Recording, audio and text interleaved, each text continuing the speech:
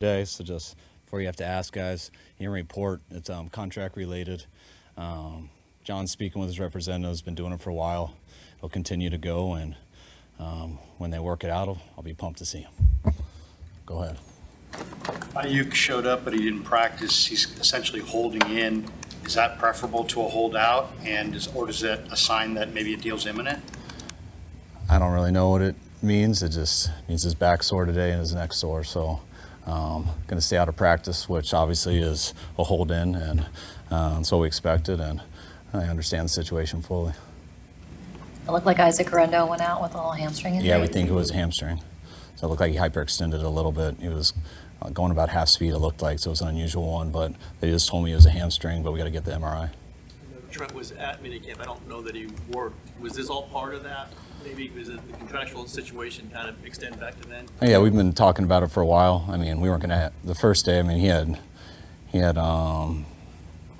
daughters graduate and stuff, and then he came, and I don't think we did any O-line stuff anyways. But it's been going on discussions for a while. What's your view on hold-ins? Can they just go on indefinitely for you? Do you have a point where you're like, we can't have that? I don't think we've had a hold-in. So, I mean, I don't see much difference between a hold-in and a hold-out. You know, it's probably better for them to hold in so they don't get fined, since you can't rescind them like you could back in the day. But I don't see much different. Is it better for you or same difference? Same difference. I think it's better for them, I think, too, that at least they can be around, hear meetings, stuff like that. So they're just, hopefully when things do work out, they're still used to some things. They haven't been that far behind. You said you've been talking to Brandon at least occasionally through the offseason. Did you talk to him since he's been here, and how do you gauge his mood? I mean, it's been one day with him, and I think he's coming in with the plan that's been obvious so far. He's holding in, and we'll see how it goes each day. Trent Williams is obviously quite good, quite important. How concerning is it that he's not here? I mean, it was something I knew could be a possibility. I mean, I was hoping that he would be here, but I knew it could be a possibility, and I feel pretty confident that it'll all work out in the long run, and he'll be here, and we'll get on the same page with everything. But you know, it's just one day of practice, and I think Trent will be all right missing a few practices. Where he is in his career, is it part of this to figure out kind of like how much more he wants to go? Is that kind of a piece of the puzzle here? I mean, I think a lot of things play into it, but I mean, I'm not going to get into the personal parts of the contract. You just accept this as part of having a roster that's veteran. You have a lot of veteran players. Christian had his deal redone. You've had other situations. Or does this seem a little different?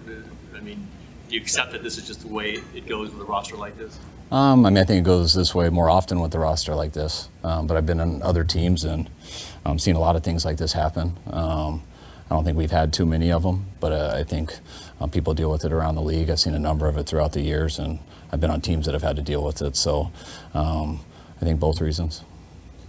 Your communication, off-season communication with Deebo Samuel last year about his physique is well documented. How do you think he looked reporting to training camp? I think Deebo looks great. I thought he looked great in OTAs and mini camp, and I think he looked better today. Why didn't Christian McCaffrey do any team stuff today?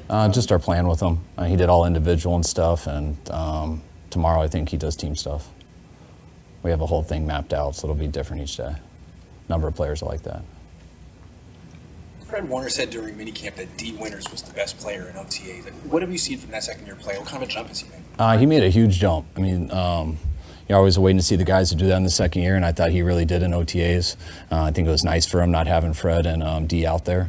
I mean, not D, Dre out there, so he gets a lot of reps, and he was ready for those reps. You can just, you know, when you go through your rookie year, sometimes things click for guys, and I think being behind guys like Dre and Fred, being able to watch how they work, he's kind of cloned himself after those guys. Just the work ethic, being a pro, and just so dialed in and locked into everything. And he was so ready for OTAs. And when you're that ready for OTAs, then you get so much better in OTAs, and which should allow him to be a lot better here in training camp. Kyle Mustafa had an impressive pick today. What's he looking like to you? That was awesome because I just watched the route, and I thought Danny got the corner, so I thought he was going to win on the go route. And then the middle third safety picked it off with ease. So he showed his range there. I got to kind of see what the quarterback did. Hopefully he didn't stare it down, but if he looked him off and he still got there, then it was extremely impressive. But it was still showed a lot regardless of what the quarterback did, being able to get there, eat that up, because if he didn't, it was a big play. Adam had a nice spread one-on-one against Debo down the field. Is he looking like what you expected? Yeah, he has. He had a really good OTAs. He's been really good at the line of scrimmage. I mean, he's been one of those guys, too, that just we just got to know him in the offseason, but so locked in, such a professional, and really stood out in OTAs and picked up where he left off today. In your mind, would you like to have a locked-in nickel back who only plays when you have three instead of sliding, a little more outside than inside? Does that matter to you? I mean, in the ideal world, you want everyone to be at their best position all the time and never have to move. But if someone's our best outside guy and our best inside guy, I mean, that's what you'll do. You're always going to put the best three on the field, however it can tie with your best 11. So it's always nice when you can just pencil guys in and never have to move guys. So it just makes things easier on everybody. The same goes with wideouts, too. But you're always going to put the best guys in the best spots. Coach, how does Brock look to you physically from the Super Bowl to now, size-wise, bulk, anything that stands out to you about his physique? Brock works really hard in the offseason. We always joke about his baby Bosa legs, so he builds those up, gets his strength, and Brock's always improving each year. I mean, the work ethic he has, mentally and physically, he's continues to get better. What's the balance for a quarterback as far as bulk and size and being able to also go through a season and be agile and throw the ball and all those things? You add bulk to help you, and you don't just add it to add it. So those guys experiment with that a lot. Sometimes guys add a lot of weight, a lot of muscle, thinking that's going to help, and then they get into something, they don't feel quite as athletic. They feel a little bit heavier and stuff, and then they usually learn from that in the next season. They still try to be as powerful and explosive, but they lean up a little bit. So it's a lot of trial and error. You got to find out what makes you your best. But with quarterback, it's always a lot more legs than upper body. You want that upper body fluid. You don't want it tight, but you got to be able to handle the hits too. Last season, Brock talked about working on his agility, his mobility, maybe running a little bit more this season. Is that something you've seen him do in the offseason? And how would you see that could fit into his game? That's not something that I see much, because that has to do with like shuttle drills and things like that, stuff they do with Dustin, our strength coach, or they're doing on their own when they're working out. But I think that's a great part of it. Brock isn't necessarily a running quarterback, but he's got a guy who can make a lot of plays with his legs. And when you do have that quickness and speed, if you work at anything, you get better at it. So for him to add in that area and just get stronger, and it completely helps his game. But it's not. I don't think it's a specific area he's focusing on. I think he just tries to improve on all of it. Jair Brown looked coming into his second year. I'm pumped about Jair. Thought he finished the year great last year. He's had a hell of an offseason. He's around here all the time. The guy lives football, and pumped for him to go through this camp. So are you ready for the responsibility of maybe telling Hufanga not being ready? Yeah, I thought he was ready last year. Huff, everyone knows how good of a player Huff is, and Tig got his opportunity when Huff went down, and he was ready for it. I talk about D Ford, someone who was always ready but never really got that. D Ford, D Winters, never got that opportunity. Tig was the same, but he did get it. And then when you're ready for it and you get to play through some stuff, it makes you so much better, the experience. And he took that right in the off season, and Huff not being quite ready right away will allow him to get more reps and stuff, and just continue to help him. With Brock running, as a rookie, he said, an emphasis was to make sure he exhausted plays from the pocket. Don't get out too early. As he matures and evolves, will he have more freedom to make that decision of that take off? Yeah, it's always a weird question. He's free to play football. Did you watch him play his rookie year versus Miami? He ran all over the place. So Brock's going to react and go.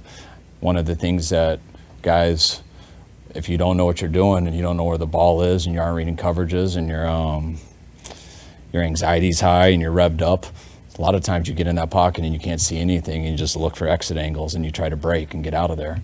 And when you do that, sometimes you make plays, sometimes you don't. The key is how to tie both together. How can you help other people make plays when there's an opportunity for you to do it? Can you react and just go? But if you're just looking for that, sometimes it's hard to be a good quarterback. And I think Brock's done a great job at balancing both of those out.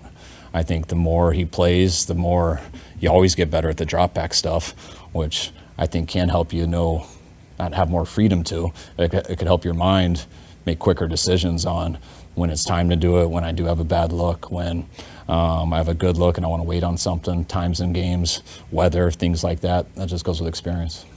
There's a guy that had a ton of experience in college. Have you seen that early on here carry over to how he's picking stuff up? Yeah. I mean, always when you get the experience playing in college, it helps here, but it's still different. So, like, the more you can have some of those similarities and things, it'll always help at this level. Sometimes when you get guys who have played in a system or a certain style of ball that just is completely different, it takes them a while to kind of learn football, but his has definitely helped them.